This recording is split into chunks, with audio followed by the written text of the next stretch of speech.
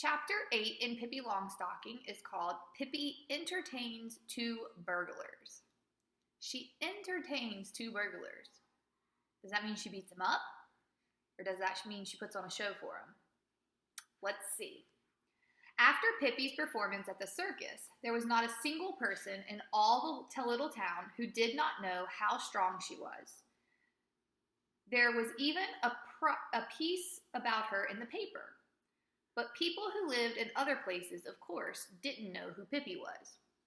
So I just made a text-to-text connection. She was written about in the paper, and Nick, who was in Friendle, was also written about in the newspaper. So that's one of the things on your book log, is to make connections. Either the text to yourself, the text to the world, or the text to another text. That was text to text. One dark autumn evening, two tramps came walking down the road past Villa Villacula. They were two bad thieves wandering about the country to see what they could steal. They saw that there was a light in the windows in Villa Villacula and decided to go in and ask for a sandwich. That evening, Pippi had poured out all of her gold pieces on the kitchen table. She poured out all of her gold pieces on the kitchen floor and sat there counting them. To be sure, she couldn't count very well, but she did it now and then anyway, just to keep everything in order. 65, 66, 67, 68, 69, 60, 10, 60, 11, 60, 12, 60, 13, 60, 16. Whew, it makes my throat feel 60.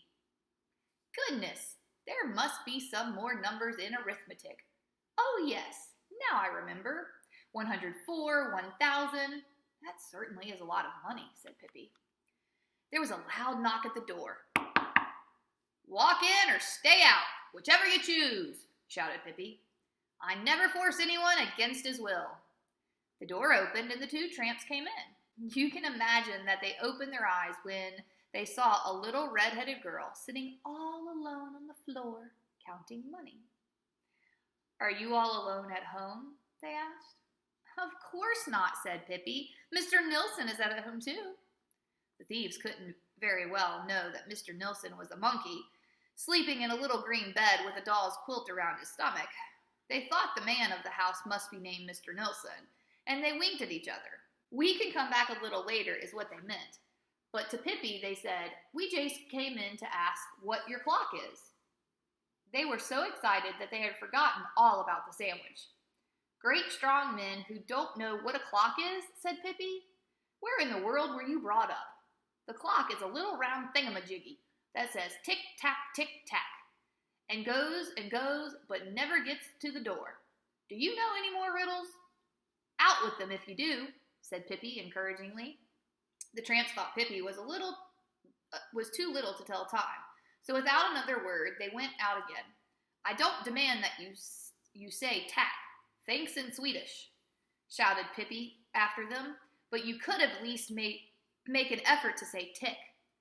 You haven't even as much sense as a clock has, but by all means, go in peace. And Pippi went back to her counting.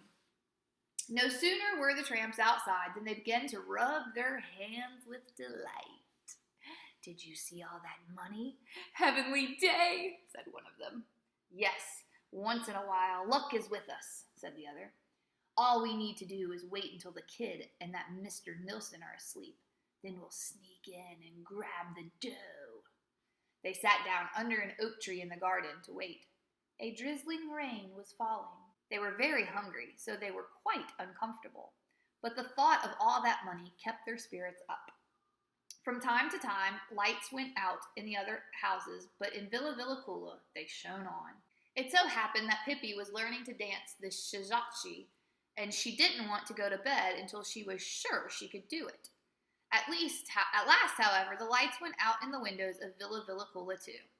The tramps waited quite a while until they were sure Mr. Nilsson would have gone to sleep. At last, they crept quietly up to the kitchen door and prepared to open it with their burglar tools. Meanwhile, one of them, his name as a matter of fact was Bloom, just happened to feel the doorknob. The door was not locked. Well, some people are smart, he whispered to his companion. The door is open.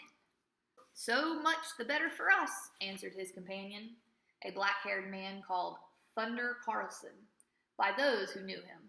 Thunder Carlson turned on his pocket flashlight and they crept into the kitchen. There was no one there. In the next room was Pippi's bed, and there also stood Mr. Nilsson's little doll bed. Thunder Carlson opened the door and looked around carefully. Everything was quiet as he played his flashlight around the room. When the light touched Pippi's bed, the two tramps were amazed to see nothing but a pair of feet on the pillow. Pippi, as usual, had her head under the covers at the foot of the bed. That must be the girl, whispered Thunder Carlson to Bloom. And no doubt she sleeps soundly. But where in the world is Nilsson, do you suppose? Mr. Nilsson, if you please, came Pippi's calm voice from under the covers. Mr. Nilsson is in the little green doll bed. The tramps were so startled that they almost rushed out at once. But then it suddenly dawned on them that what Pippi had said, that Mr. Nilsson was lying in a doll's bed. And now, in the light of the flashlight, they could see the little bed and the tiny monkey laying in it. Thunder Carlson couldn't help laughing. Bloom, he said, Mr. Nilsson is a monkey. Can you beat that? Well, what did you think he was? Came Pippi's calm voice from under the covers again. A lawnmower? Aren't your mother and father at home? Asked Bloom. No, said Pippi. They're gone. Completely gone. Thunder Carlson and Bloom chuckled with delight. Listen, little girl, said Thunder Carlson. Come out so we can talk to you. No, I'm sleeping, said Pippi. Is it more riddles you want? If so, answer this one. What is it that goes and never gets to the door? Now Bloom went over and pulled the covers off Pippi. Can you dance the shazotzi? Asked Pippi, looking at him gravely in the eye. I can. You ask too many questions, said Thunder Carlson. Can we ask a few too? Where, for instance, is the money you had on the floor a little while ago? In a suitcase, on top of the wardrobe, answered Pippi truthfully. Thunder Carlson and Bloom grinned. I hope you don't have anything against our taking it, little friend, said Thunder Carlson. Certainly not, said Pippi. Of course I don't. Whereupon Bloom lifted down the suitcase. I hope you don't have anything against my taking it back, little friend, said Pippi, getting out of bed and stepping over to Bloom. Bloom had no idea how it happened, but suddenly the suitcase was in Pippi's hand. Here, quit your fooling, said Thunder Carlson angrily. Hand over that suitcase. He took Pippi firmly by the hand and tried to snatch back the bounty. Fooling, too much fooling, said Pippi, and lifted Thunder Carlson up on the wardrobe. A moment later, she had Bloom up there too. Then the tramps were frightened. They began to see that Pippi was no ordinary girl. However, the suitcase tempted them so much, they forgot their fright.